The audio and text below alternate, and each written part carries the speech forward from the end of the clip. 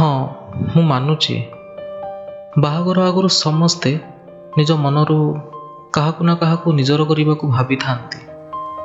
ଆଉ ତୁମେ ବି ଭାବିଥିଲ ଏଇ ନିୟମ କେଉଁଠି ଲାଗୁ ନହେଲେ ବି ସମସ୍ତେ ମାନନ୍ତି। ଆଉ ତୁମେ ବି ମାନିଥିଲ। ହେଲେ ସମୟ ଯଦି ତୁମକୁ ଆଣି ମୋ ସହିତ ଯୋଡ଼ିଦେଲା, ତୁମେ ବି ସମୟ ସହିତ ଯୋଡ଼ି ହେଇଛ କି ନାହିଁ ଦେଖି ନିଜକୁ ଜଗିବା କଥା ନା।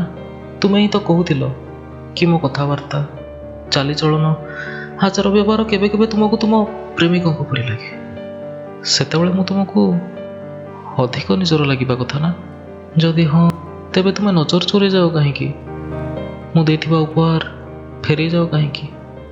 କିଛି ନ କହି ହଠାତ୍ ଦୂରେଇ ଯାଅ କାହିଁକି? ବିବାହ ବନ୍ଧନରେ ବାନ୍ଧି ହେବା ଆଗରୁ ମୋର ତୁମ ସହ କେବେ ଭେଟ ହୋଇନଥିଲା। ଆଉ ଯେତିକି ବି ହେଇଥିଲା, ଏଇ ବନ୍ଧନରେ ବାନ୍ଧି ହେବାର ଇଚ୍ଛା ନାହିଁ।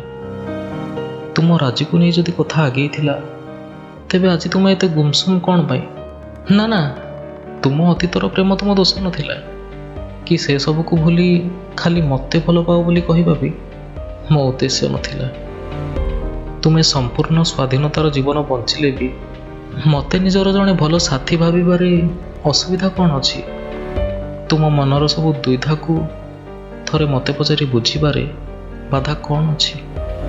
ଯଦି ନାହିଁ, ତେବେ ତୁମେ ନଜର ଚୋରେଇ ଯାଅ କାହିଁକି? ମୁଁ ଦେଇଥିବା ଉପହାର ଫେରେଇ ଯାଅ କାହିଁକି?